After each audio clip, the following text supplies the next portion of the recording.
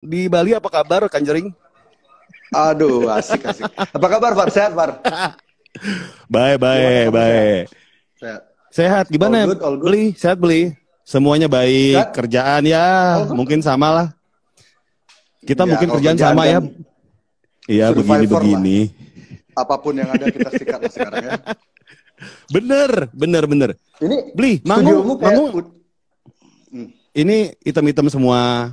Karena biar, ya kayak jadi kan Joe sengaja. Rogan. Kan gue sengaja pakai baju hitam biar kayak pala ngambang gitu beli. Semuanya hitam-hitam. Oke. Beli, ini udah pasti dong SID, terus dan lu yang lain Devil Dice. Manggung udah enggak dong sekarang ya? Sama sekali enggak. Streaming konser streaming juga enggak. Jadi totally off semuanya untuk konser band. Kalau bandnya Gofar gimana? Oh, band saya kebetulan acapella core ya. Jadi kita main grindcore, death metal tapi acapella. Kirain ada growl. Saya kira keroncongkor. Jadi gore-nya tuh nge-growlnya tuh ada suara 1, suara 2, suara 3 kayak ada gitu, ada suara 3. Jadi dibagi acapella core namanya. Dan kami acapella core sedang rehat. Personilnya saya semua. Rehat, masa rehab sih? Rehat dong, rehat. Kalau rehab narkoba. Ya kan emang. Enggak. Saya narkobanya cuma kue sagon doang. Kue sagon, iya. Saya sniff kue sagon. Far dulu. Apa? Kita kan udah lama kenal ini. Udah lama kenal. Iya. Kamu ngomongnya kamu nggak apa-apa ngomong lo gue kok, santai aja. Biar lebih iya. ngalir. Kasihan lo. Jadi gini. Aku ngerasa kamu tuh dari tadi kayak agak susah mengartikulasikan isi kepalamu karena ada itu. Iya. Jadi gini, mungkin semua orang pada ngeh ya kalau misalnya Jering ini pernah ngomong kalau gini, gue tuh udah lama kenal sama Jering. Jadi gue ngobrol sama teman-teman di YouTube juga nih Jering ya, yang nanti kita upload gitu. Oke. Jadi banyak yang bilang kalau misalnya ke orisinalan dari seseorang itu patut dijaga, bener gak? Nah, kalau gue udah kenal lama sama Jering, setiap ngomong gue ngomong gue lu, Jeringnya ngomong saya kamu gitu kan, dan itu sangat tidak apa-apa ya. It's okay, selama kamu udah kenal gitu. Tapi kalau belum kenal, nolot, itu agak aneh sih. Ya. Karena lu pernah bilang gini di Twitter atau di Instagram, gue lupa ya. Karena kalau misalnya lu nggak terlalu di live connector nggak salah ya, klub dugem gitu ya.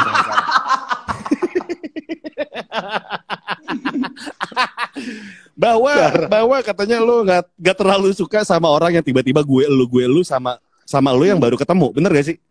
Bener banget ya. Kalau saya boleh jelaskan itu bukan pendapat saya sendiri gitu loh, karena orang-orang lain juga banyak yang bercerita gitu kalau misalnya mereka tidak terbiasa pakai logo ya, ketika ketemu orang diajak langsung ngomong logo itu kayak agak kagok gitu loh, kayak kenapa saya harus dipaksa masuk ke dunia Anda langsung tanpa proses? Kenapa kita nggak ketemu di tengah-tengah dulu? Oh, kita kan orang Indonesia ya, pakai bahasa Indonesia dulu. Setelah kenal baru sialan lu bangsa. Gitu.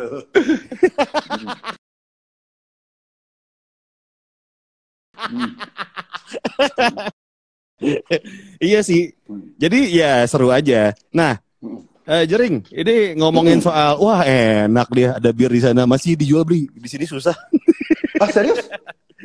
Iya. Gue nyari bir yang bentuknya saset di sini susah banget. Mungkin di Bali ada kan? Coba yang galon coba. Jadi ada yang panas sama yang dingin. bir panas tuh gimana rasanya sih? Di Kimia Farma coba cari. Ada. Jadi ini ngomongin soal apa? Gofar, kameramu bagus banget loh, curang. Iya, kameranya bagus banget. Bukan, ini adalah Kamu jadi apa cantik namanya? gitu ya? Iya dong, ini kan kamera beauty. Aku pakai kamera beauty di sini. Nanti pakai filter yang bibir-bibir oranye gimana? Seru gak? Boleh, boleh.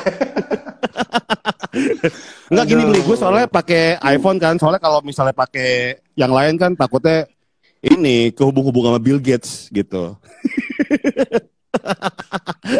Beli.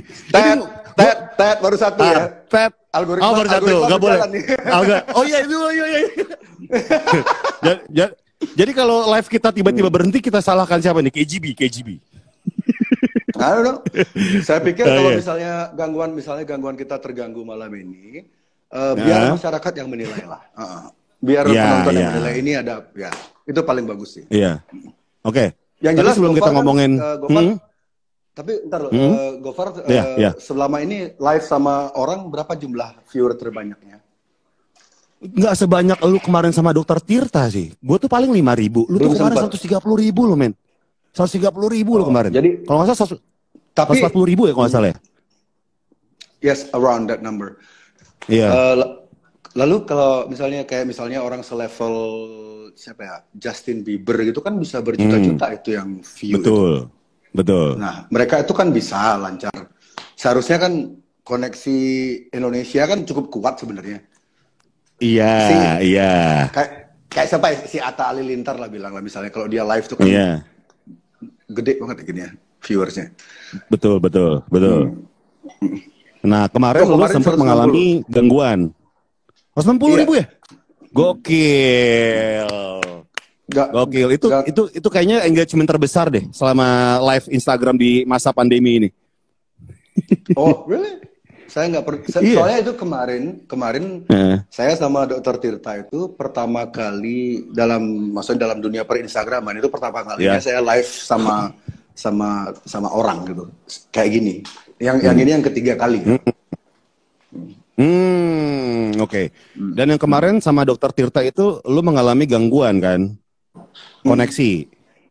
Ketika saya berbicara tentang teori konspirasi ngadak gitu. Ngadak gitu, gitu ya? Ngadak. Gambar hilang, suara sih. Yang paling sering suara hilang. Gitu. Oh, oke. Jadi apakah ini ada kesengajaan menurut Jering atau gimana ini? Itu udah saya nggak tahu karena kalau dari sinyal di Bali waktu itu di tempat kan waktu itu saya live dari toko Ramal Empire. Di sana sinyalnya ada pakai WiFi itu kuat dan setelah itu dicoba pakai sinyal yang lain nggak bisa, terus saya coba rubah pakai waktu itu sama Dokter Tita sempat coba pakai akunnya Devil Dice yang sudah verified, yang sudah centang biru juga nggak bisa, jadi sempat 7 kali log out, log in tetap nggak bisa gitu. Dan itu dimulai ketika saya mulai bicara teori konspirasi. Itu yang agak timingnya itu sih yang agak bikin penasaran gitu. Karena sebelumnya Dokter Tirta ketika kami bicara masalah rumah sakit, Dokter Tirta kan Dokter Tirta yang dominan bicara. Ketika dokter bicara itu koneksinya baik-baik saja. Pas giliran lu nih, kok tiba-tiba ngadat gitu ya jaringannya gitu. Iya. Dan WiFi nggak masalah? Nggak masalah. Kemarin kapan tuh Mas? 3 hari yang lalu ya? 3 hari yang lalu saya sempat live Instagram juga sama Mblox Space yang diwakili sama Mas Jacob, tapi Mas Jacob mereka pakai akunnya Mblox Space. Jadi kami waktu itu berbicara tentang musik dan membicarakan sedikit mengenang tentang almarhum Glenn. Ketika saya mengucapkan kata konspirasi, demokrasi, itu langsung kacau. Padahal yang waktu itu yang nonton cuman 10.000 maksimal. Waktu itu yang nonton cuma 10.000 maksimal. Karena ketika saya mulai ngucapin kata-kata demokrasi, Bill Gates, global elite itu langsung gangguan. Saya coba berapa kali dengan Mblox Space. Akhirnya saya sepakat untuk saya nggak akan ada beberapa kata yang akan tidak saya gunakan dan akhirnya bisa lancar. Tapi waktu itu karena saking seringnya ngadat, akhirnya yang nonton cuma 2.000 orang. Tunggu deh, kalau toh emang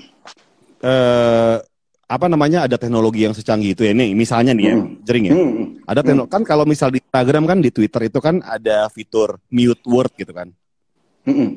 Jadi ada beberapa kata kalau kita mute mereka nggak muncul dengan sendirinya gitu kan. Betul.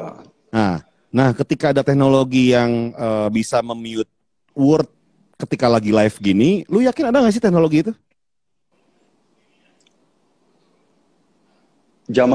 Kalau gini ya Far ya, zaman sekarang kita mikir teknologi ini kan teknologi yang kita kenal ini adalah teknologi yang diperkenalkan saja. Jadi ada banyak banget teknologi yang belum diperkenalkan ke masyarakat luas. Itu menjadi rahasia komputer, rahasia intelijen kayak gitu. Dan saya yakin itu ada karena contoh kasusnya Perang Dunia Kedua lah. Itu kan mesin-mesin senjata-senjata kimia kayak gitu tuh sudah ada zaman dulu, tapi tidak dipublish. Jadi jika mesin pembaca algoritma yang seperti Gofar bilang tadi itu, apakah itu mungkin? Saya rasa very possible. Nah, waktu itu sempat mengalami yang namanya gangguan ketika live sama Dr. Tirta. Tapi sekali lagi wifi itu nggak masalah kan? Kemarin nggak masalah. Jadi kayak aman-aman aja. Listrik nggak mati, Bli? Listrik nggak mati? PLN lagi bermasalah tuh sekarang. Kalau mati berarti ada nyalain air tuh, ngejegrek. Ada yang nyetrika. Ada yang nyalain microwave. Ngejegrek. Oke. Bli, ini sebelum kita ngomongin yang lain, gue pengen nanya sebenarnya sih. Pengen nanya cara lu survive di Bali gitu kan. Band udah stop manggung gitu kan untuk sementara. Terus penjualan yang namanya restoran Twice gitu bar, kan atau Twice bar gitu sama baju gitu kan, Rumble pasti menurun, gue pun menurun gitu. Pasti. Nah, ya yang lu lakukan nih untuk kan lu harus bertahan hidup nih ya. Untuk sehari-hari gitu. Apakah lu punya usaha lain atau memang ada tips and trick nih untuk bisa survive? Nah, ini mungkin agak menarik karena setelah pandemi ini saya yang sebelumnya mungkin banyak yang mikir ekonomi oke lah, masih stabil segala macam kan. Terus saya kan baru nikah. Istri saya jarak usia kan agak jauh, 18 tahun, jadi muda. Mungkin jadi ya Indonesia kan kita tahu orang langsung mikir ini Jering ini seperti kayak istilah Jakartanya gadun lah kayak gitu ya. Kan, kamu kan sering tuh, Gofar kan sering tuh dituduh gadun tuh, ya gak? Padahal mah enggak, cuma ramah aja sama orang-orang. Orang-orang tertentu. Kita cuma memberi space dan ruang aja untuk orang-orang tertentu gitu. Oke, dituduh gadun. Iya kan, jadi persepsi gadun itu sekarang saya bisa bantah 100%, mungkin 1000%. Karena kenapa? Justru ketika saya tidak bisa manggung, pendapatan dari bar kosong, dari toko juga karena jam operasional sekarang sangat terbatas, itu ya bisa dibilang minus lah. Karena sampai sekarang semua usaha-usaha yang saya punya itu saya sebisa mungkin bertahan tidak ada PHK. Jadi totally tidak ada PHK, semua staff masih digaji, dan meskipun kalau misalnya contohnya Twice Bar kan total tutup tuh, tapi staff masih digaji. Kalau toko-toko baju itu masih buka cuma sampai jam 7 malam, itu juga masih digaji. Bong Hostel, ada hostel di Nusa Lembongan itu totally close sudah hampir 2 bulan, itu tetap kami kasih tunjangan staffnya. Jadi saya berusaha sebisa mungkin untuk tidak ada PHK. Kalau untuk saya pribadi, ini kan untuk bisnis kan udah pakai kas semua itu, udah pakai kas perusahaan. Kalau saya pribadi survive sekarang dari istri. Dari istri? Oh, oke. Jadi from gadun becoming from sugar daddy. Ini jadi sugar baby. Joking. Jadi sugar baby. Iya, I'm not joking. Aku nggak bercanda loh. Serius ini. Serius loh. Oh. 100% legit, 100% legit. Jadi sekarang istri saya tuh, jadi gini loh, istri saya tuh sekarang lagi ya rezekinya lagi banyak banget. Jadi dia tuh tiap hari ada aja yang ya, dia kan quote selebgram gitu sih. Iya. Ya, meskipun dia saya bikin jamu terlalu, juga kalau nggak salah ya. ya dia ada bisnis jamu gadis. Tapi dia mostly her money pendapatan istri saya tuh kebanyakan dari endorsement kan. Dan belakangan ini rezekinya dia tuh sejak pandemi ini, jadi itulah semesta tuh kayak bekerja secara aneh kadang-kadang. Ketika saya tidak ada pemasukan, istri yang banjir pemasukan gitu. So ya sekarang saya jadi peliharaan istri. Apa namanya? Simpenan jadi simpenan.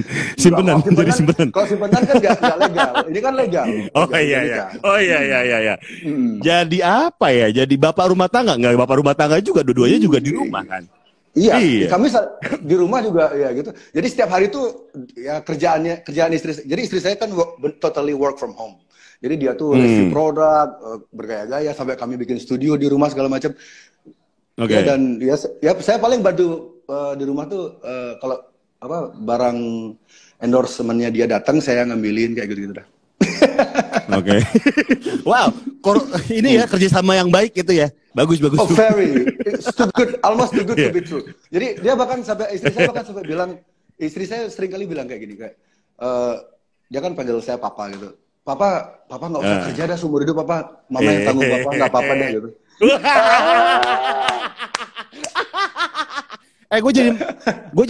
Gue probation dong jadi anak lu 3 bulan aja, boleh gak? Umur berapa? Umur berapa? Umur 37. Masih bisa lah jadi anak kalian lah. Probation 3 bulan aja dulu coba, ya kan? Probation. Kita pakai sistem ini ya, adoption from home ya. Iya, bener. Jadi gue tetap di rumah gue, tapi gue kasih duit aja sama kalian. Pakai cryptocurrency. Iya, Bitcoin. Nah, ya, berarti jadi itu survive-nya. Berarti anggap balasan lo di Instagram bahwa gue nggak perlu kerja, istri gue udah kaya, itu bener berarti ya? Amin ya. Gue kira tuh bercanda tau gak lo? Iya, saya tahu orang pasti mikir itu bercanda, but life is weird. Kadang-kadang hidup itu aneh dan situasi pandemi ini kan situasi nggak sopan. Kalau ganja sopan sih. Itu ganja nggak? Bukan ganja. Halo BNN. Halo KGB, BKKBN. Ya, BKKBN.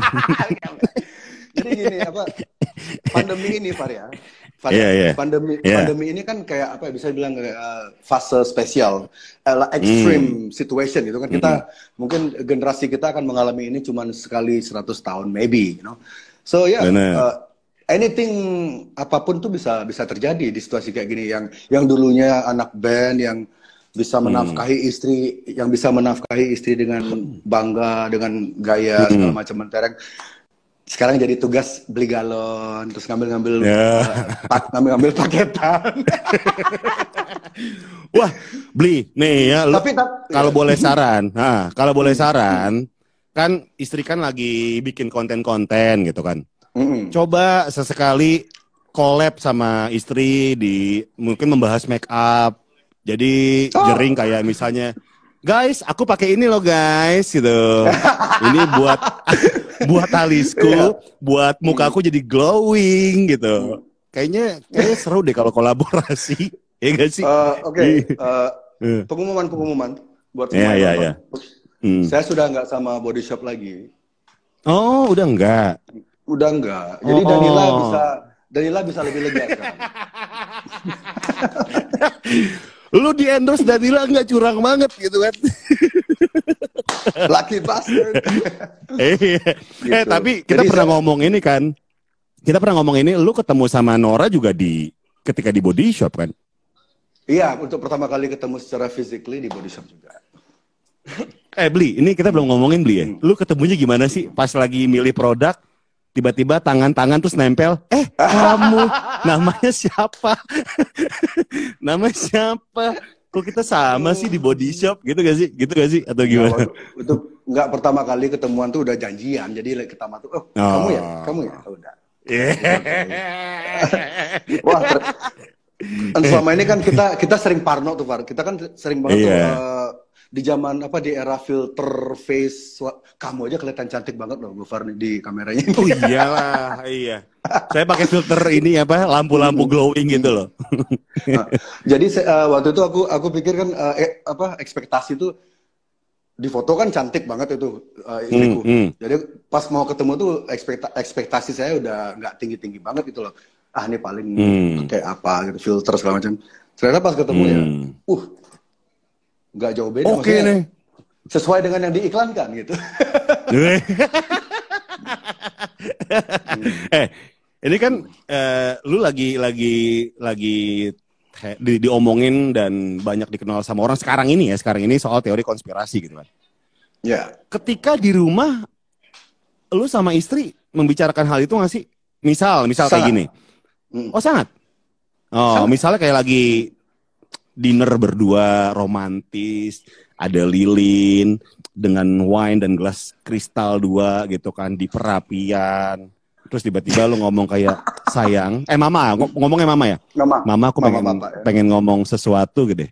Apa papa? Aku bisikin ya. Iya, pas lagi dibisikin, sayang, kamu tau nggak? Bill Gates penyebab semua ini. Nggak gitu ya. Enggak.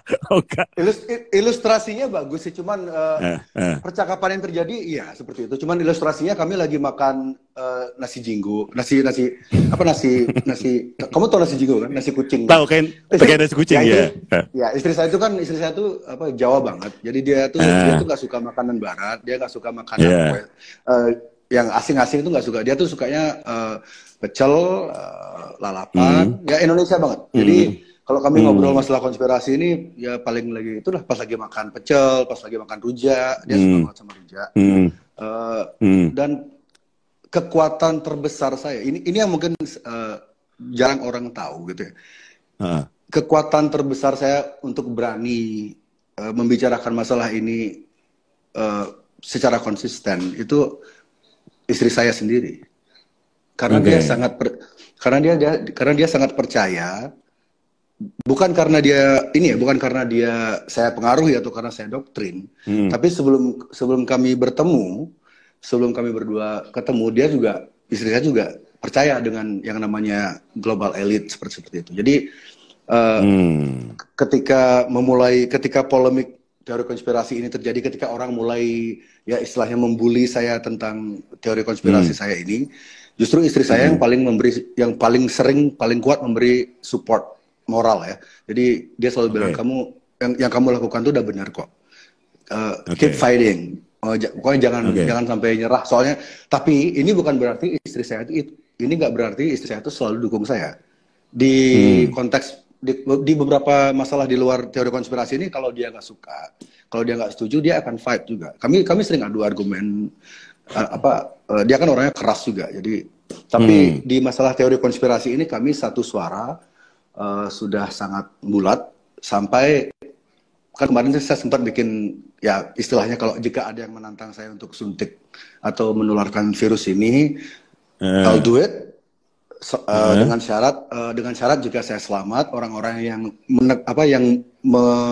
mengkampanyekan lockdown itu harus melockdown diri mereka ke kantor polisi.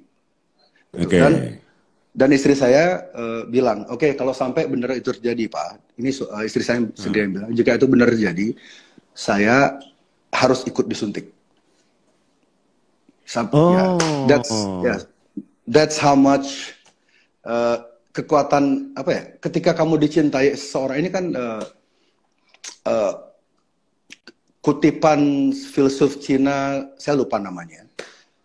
Ketika kamu dicintai seseorang, itu akan memberimu kekuatan yang luar biasa gitu.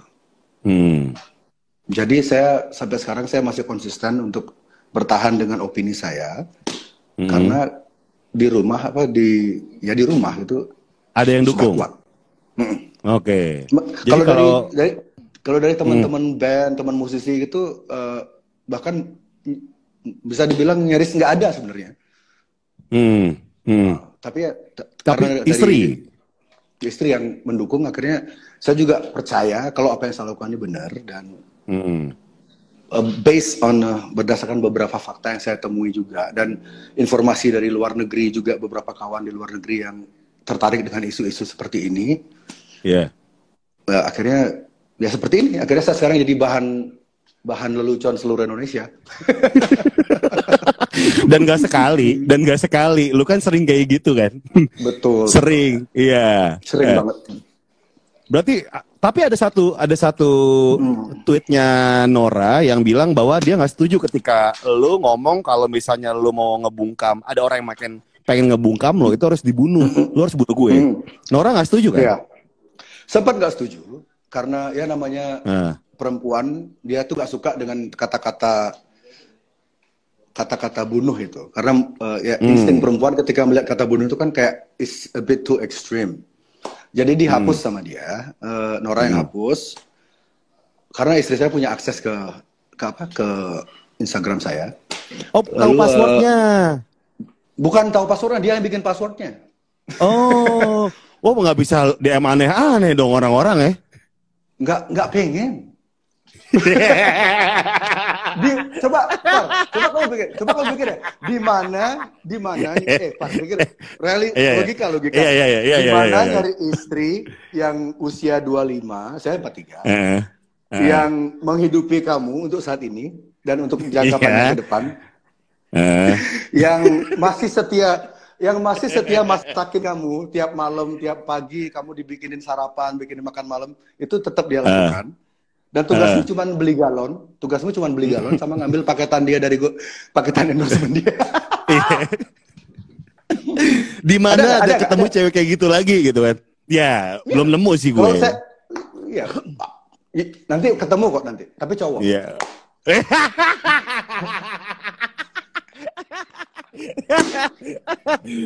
Berarti udah nggak mau bangor-bangor dong ya sekarang ya. Udah satu aja lah ya, beli ya. Udah nggak ada. Kan udah menikah juga.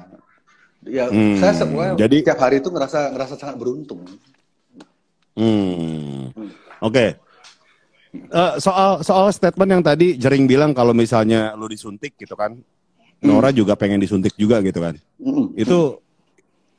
Itu maksudnya karena euforia, cinta-cintaan, atau memang udah fully support sih beli sikap kayak gitu? Satu.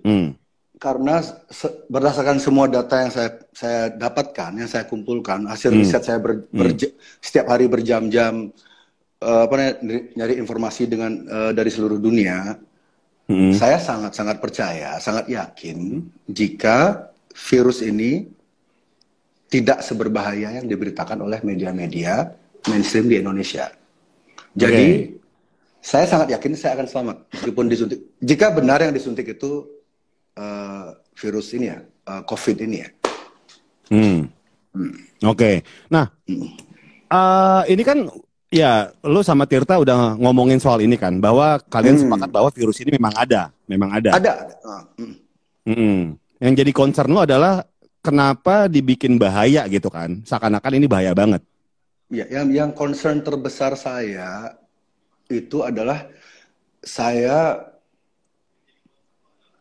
tidak bisa melihat orang ditakut-takuti sedemikian rupa sehingga orang-orang itu jadi pengangguran, jadi depresi, ada yang sampai bunuh diri, ada yang nggak sakit jadi sakit. Rumah sakit yang seharusnya bisa menangani pasien secara baik-baik akhirnya menjadi penuh karena banyak orang panik. Itu yang saya nggak bisa. Apa ya? Kalau dibilang apakah kehidupan kamu terganggu dengan adanya virus ini? Kalau saya pribadi, saya nyaman, saya masih nyaman gitu loh. I have a good life. Saya cuman nggak akan pengaruhi saya secara personal. Saya masih bisa bahagia gitu. Tapi saya nggak bisa lihat teman-teman saya yang di PHK. Mereka kerja mereka kerja belasan tahun di hotel-hotel besar, di PHK begitu saja tanpa alasan, tidak diberi pesangon, dan nggak cuma 10 orang, itu terjadi banyak banget di Bali. Di Bali sudah ada banyak kasus bunuh diri. Orang udah buntu kan, nggak bisa survive, nggak bisa, dia nggak punya teman hidup, tidak ada diajak berbagi, akhirnya gantung diri. Itu sudah lebih dari 2 orang. I mean like, gini loh Far, dulu ya, sebagai kita kan berdua dari komunitas yang hampir sama ya, komunitas yang cukup dekat dengan, bisa dibilang cukup dekat dengan situasi real, kehidupan real orang-orang gitu.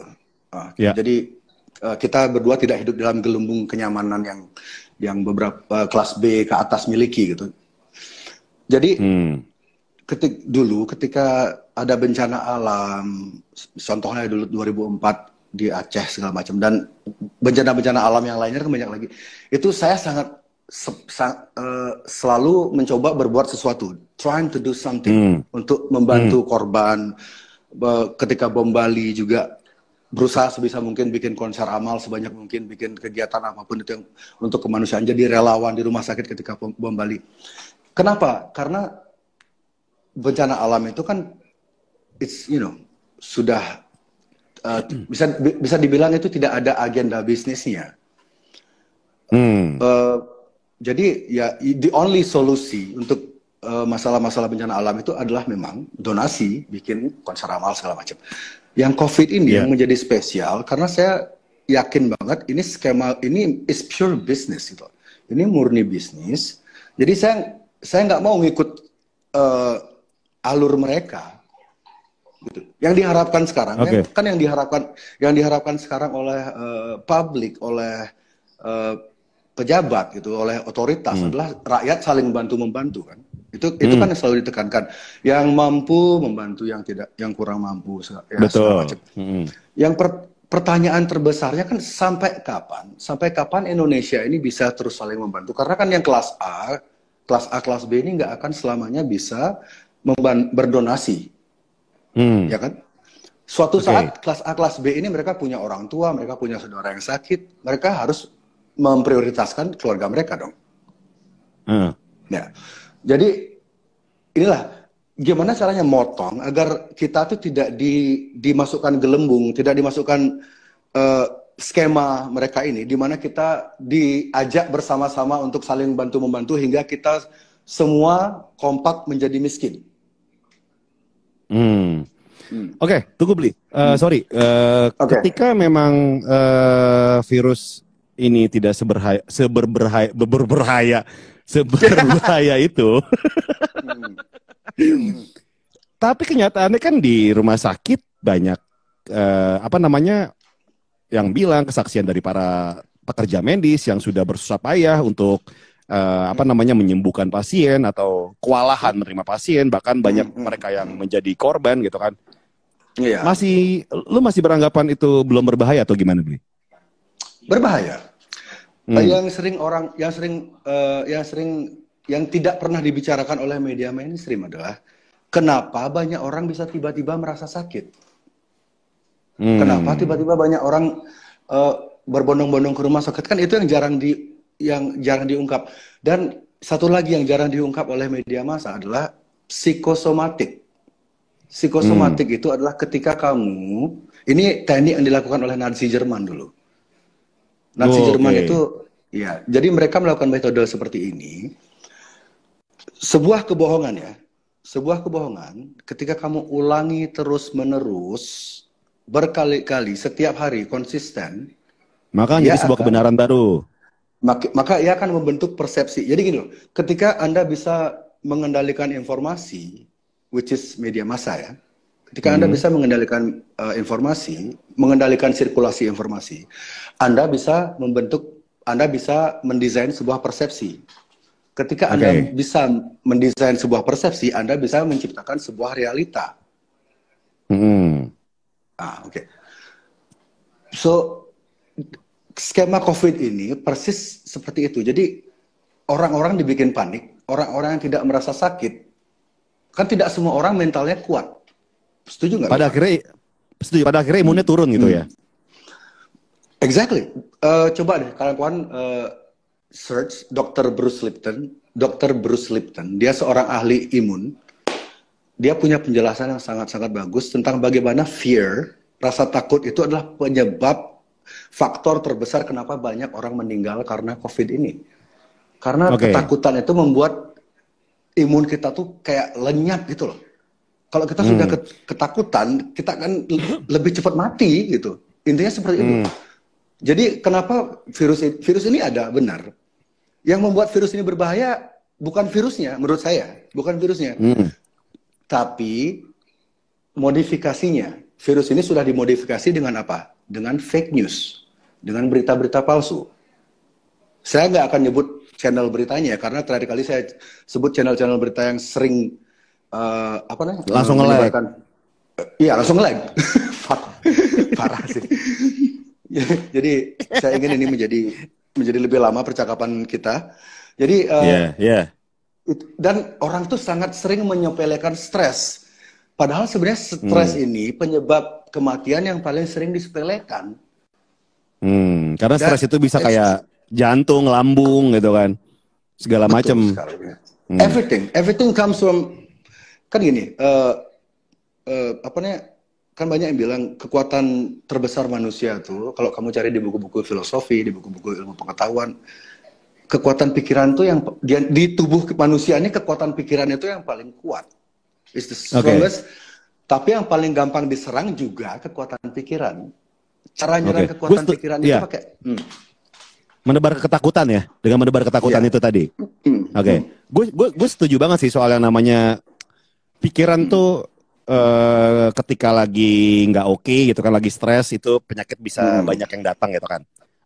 Jadi poinnya di sini, lu setuju nggak bahwa COVID ini berbahaya atau tidak berbahaya? Seperti yang Elon Musk katakan 2 hari yang lalu.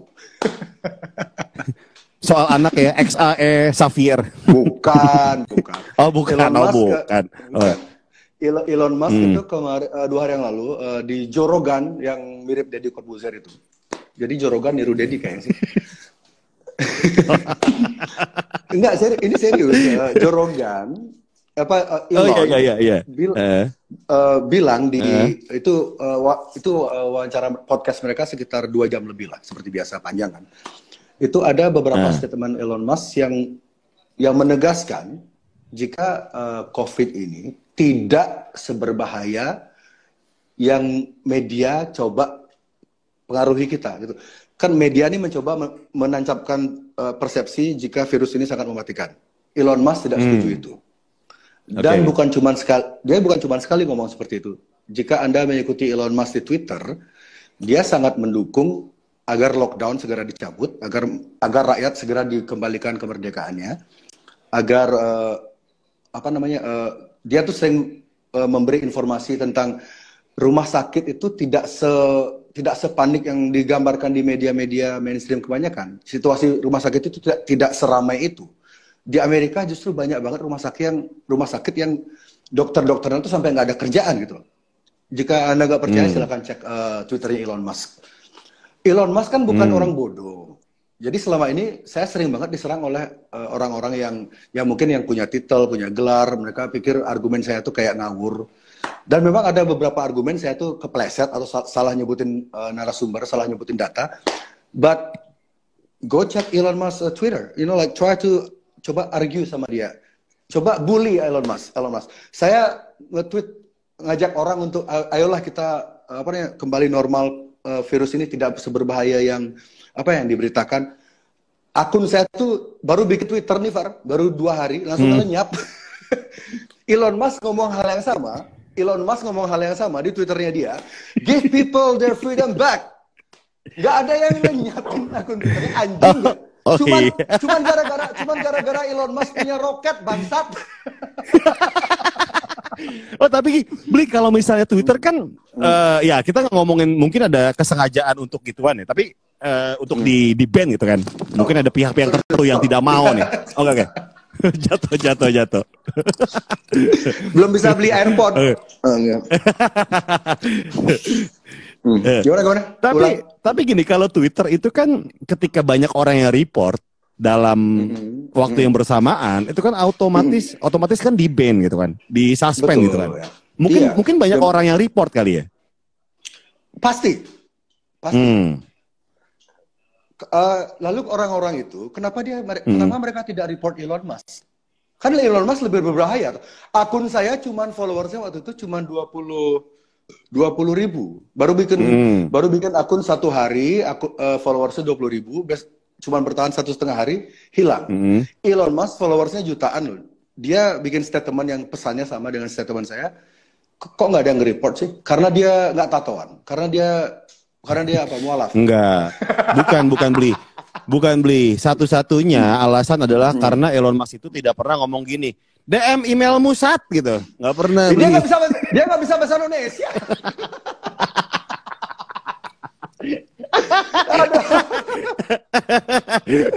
Oke. Coba dia bisa. Pasti dia udah ngomong. Oh iya. Iya. Send your email. Iya. Dumb fuck. Enggak, soalnya kan dia nggak pernah berurusan. Gitu kali. Elon Musk kan nggak pernah berinteraksi sama netizen Indonesia kan. Mulut netizen Indonesia tuh beda loh sama netizen Amerika. Sama aja, cuma bedanya mereka bisa bahasa Inggris aja. Kita pakai bahasa kita gitu. Jadi kedengeran lebih sopan ya. Oke. Apa namanya? Tapi banyak banget nih Bli, kalau gue lihat dari teman gue yang tenaga medis, mereka tuh bilang ke gue kok kalau misalnya rumah sakit memang sehektik itu, separah itu. Di Jakarta kan? Sedangkan lu bilang kan? Di Jakarta ya? Iya di Jakarta, iya betul.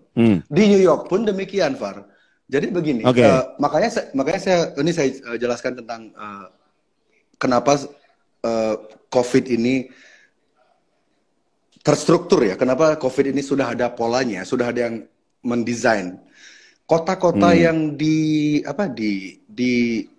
diserang itu adalah kota-kota pusat berita, kota-kota pusatnya media. You know, if you make it in New York, remember, ingat nggak ada yang ngomong gitu?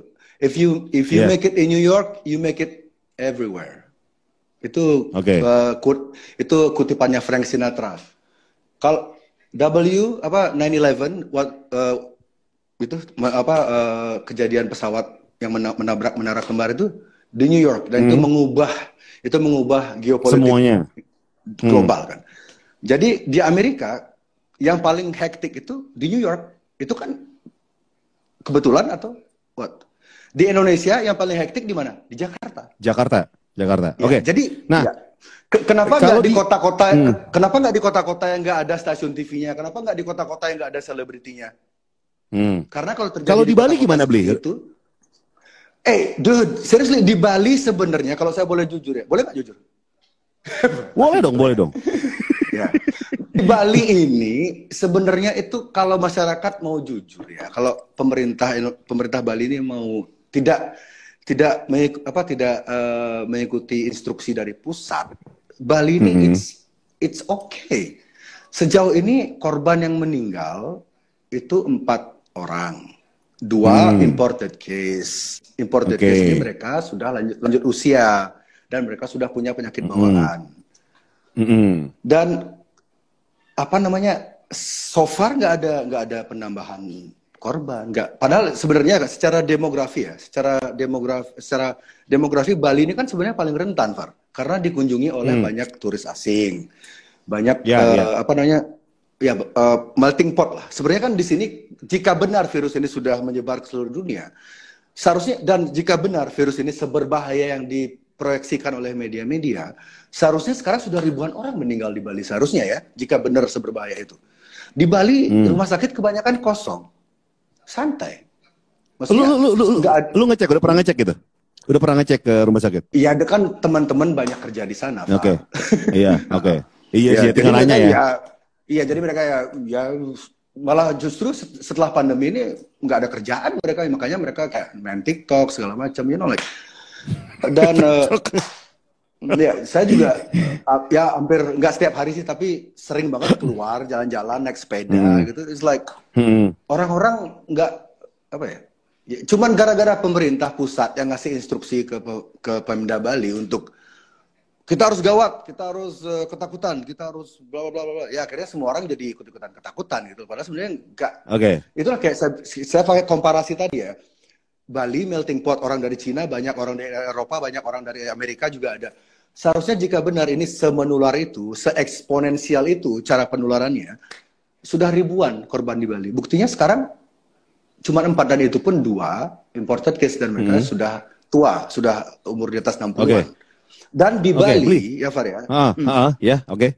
Dan di Bali dan di Bali setiap tahun itu selalu ada warga negara asing yang meninggal. Selalu. Jadi kok kita tiba-tiba sekarang mikir, ada bule meninggal di Bali, itu COVID. Ya elah, tahun lalu juga ada 14 bule meninggal naik motor, ada 3 bule meninggal sakit jantung. Itu biasa itu. Like people die, orang meninggal. Oke. Nah, berarti lu nggak setuju nih kalau misalnya pantai ditutup, villa-villa ditutup, lu nggak setuju nih kalau di Bali? Ini sekarang ya, server-server di Bali ini, saya kan udah bicara sama beberapa server. Mereka sekarang sudah, mungkin kalau disulut itu mereka akan demo. Nah, berarti kenapa? Gini, oke. Gimana, Bli? Kenapa? Karena pemerintah nggak adil. Orang yang olahraga bersepeda diperbolehkan. Orang yang jogging diperbolehkan. Orang main futsal, orang main bulu tangkis boleh. Olahraga yang lain itu boleh. Gym masih buka. Server nggak dikasih. Mereka mau surfing di kolam renang, gimana dong solusinya? Oke. Kan kemarin tuh ada beberapa video yang sempat viral, ada turis gitu kan, bule lagi party-party di villa, terus pada akhirnya diserang sama netizen karena kok lagi lockdown, atau bukan lockdown ya, karena lagi self quarantine kok masih sempat bikin party gitu ya. Menurut lu gimana? Saya tidak bisa menyalahkan warga negara turis-turis itu 100%. Karena begini, kita balik ke Bapak Terawan ya. Kita bicara sedikit tentang Bapak Terawan, Menteri Kesehatan kita. Di awal-awal Februari ya, kan beliau seringkali bikin statement yang intinya itu virus ini tidak berbahaya. Virus ini akan sembuh dengan sendirinya. Nggak usah pakai masker, nggak perlu kecuali kalau sakit. Dan banyak statement beliau tuh yang sepertinya meremehkan kasus ini, virus ini. Kemudian mainstream media, ini kembali lagi ke mainstream media. Mainstream media itu dengan ya kita semua tahu ya, jika sebuah headline berita itu tidak seksi gitu, tidak kontrovertif, ya, itu tidak akan menarik, tidak mengundang clickbait kan. Mulailah statement Pak Terawan ini ditwist gitu. Jadi yang yang seharusnya menenangkan, jadinya seolah-olah kesannya itu meremehkan atau seolah-olah menyesatkan orang-orang. Akhirnya panik karena media massa juga mulai memberitakan, ini ada korban di sini, ini ada korban di sini, ini ada korban di sini. Itu berbarengan gitu loh. Korban. Akhirnya Pak Terawan ini disuruh diam kan akhirnya. Padahal sebenarnya menurut saya Pak Terawan itu orang militer kan, beliau orang militer. Dan saya yakin beliau tahu skema ini. Di ring 1 Jokowi itu saya yakin menteri-menteri ini tahu apa yang sebenarnya terjadi. Makanya sampai kemarin Menteri Pariwisata Wisnu Tama kan sempat bilang juga, Juni-Juli akan kembali normal. Menteri, selevel menteri bicara bikin statement seperti itu kan tidak mungkin sembarangan. Itu pasti sudah ada pertimbangan panjang sebelumnya, sudah ada percakapan yang panjang lah gitu. Jadi kasus bule itu, yang bule-bule party itu, saya nggak bisa nyalain mereka 100%, karena bisa jadi virus ini, bukan bisa jadi, seperti yang saya percaya 100%, virus ini tidak seberbahaya yang diberitakan oleh mainstream media, karena pemilik mainstream media ini, pemilik mainstream media, kekuatan di belakang mainstream media ini adalah orang-orang yang punya kepentingan di big pharma, di bisnis farmasi. If you follow the money ya, in every game, dalam semua permainan, mikro, makro, just follow the money. Ini skema COVID ini siapa yang paling diuntungkan? Just follow the money, akhirnya kamu akan tiba di titik vaksin. Dan Bill Gates berkali-kali bilang vaksin ini adalah final solution. Solusi terakhir. Orang dengan magnitude, dengan pengaruh ya sebesar Bill Gates itu, dan dia bukan orang yang bodoh, mengatakan, bikin statement final solution, itu kan berarti dia tuh yakin banget tidak akan ada solusi lain, cuman dia. Jadi monopolinya udah ketahuan. Vaksin adalah jawabannya. Satu-satunya jawaban. Oke. Final solution kan satu-satunya jawaban berarti. Ya. Nah, berarti lu kalau memang lu bilang tidak seberbahaya itu, lu bukannya sempat ini ya beli ya sama Nora bagi-bagi hand sanitizer di jalan ya?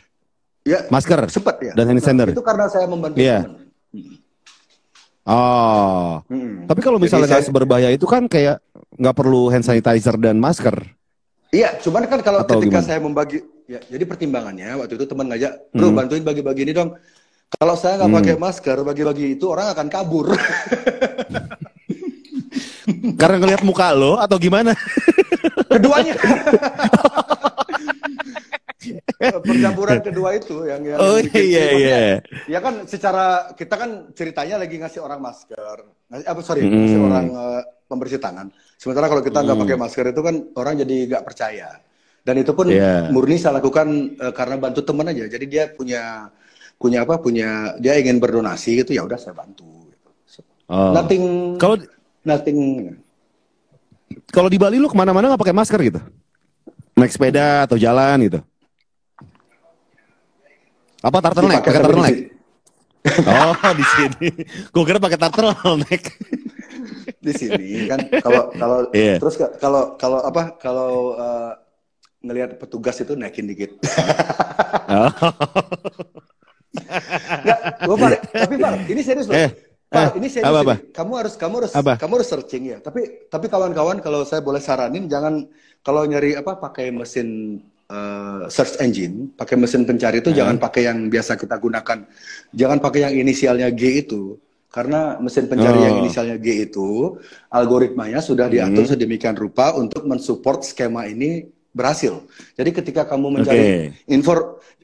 mencari informasi misalnya terlalu sering memakai masker itu justru akan mempercepat orang sakit, itu ada beberapa dokter yang punya riset seperti itu. Dua dokter perempuan, saya lupa namanya. Tapi kalau kamu cari itu di Google nggak akan ketemu. Tapi kalau kamu cari itu informasi itu di mesin search engine yang lain selain Google, itu bisa kamu cari informasinya. Jadi sebenarnya orang pakai masker itu kalau kelamaan ya, terlalu lama dan terlalu sering, itu justru akan memperendah imunmu karena pernafasanmu itu tidak normal. You don't breathe, kamu tidak bernafas sebagaimana biasanya. Dan yang kedua, yang lebih penting lagi, yang saya pelajari selama ini dari semua data, orang-orang pakai masker itu akan secara psikologik kamu akan itu mengunci, memakai masker itu ya, itu mengunci persepsimu tentang seberapa bahayanya virus ini. Gitu loh. Semakin kamu pakai masker, kamu tersugesti untuk percaya jika virus ini bahaya, dan imunmu, seperti yang saya bilang sebelumnya, persepsimu menciptakan realitamu. Ketika semua orang memiliki persepsi yang sama, realita itu akan terjadi. Kekuatan pikiran itu luar biasa soalnya. Metafisika itu, quantum fisik itu ilmunya. Itu bisa cari Dr. Bruce Lipton. Bruce Lipton itu beliau mencerahkan banget, dan beliau Dr. Bruce Lipton itu tidak pernah diberi panggung di media-media mainstream Indonesia ataupun di luar negeri. Ya. Bukannya lebih bagus ya beli ya? Sekarang kan orang-orang jadi lebih aware soal kebersihan gitu kan, dari kebersihan tangan, cuci tangan segala macam, bahkan memakai masker. Kalau ngomongin soal masker kan, gimana beli? Di agama Islam kan dari dulu diajarkan cuci tangan segala macam. Kan? Ya. Nah terus ketika keluar rumah kan banyak polutan nih, Ketika pakai masker kan kalau toh memang COVID itu menurut lo nggak berbahaya, kan juga membantu kita menjaga kesehatan kan?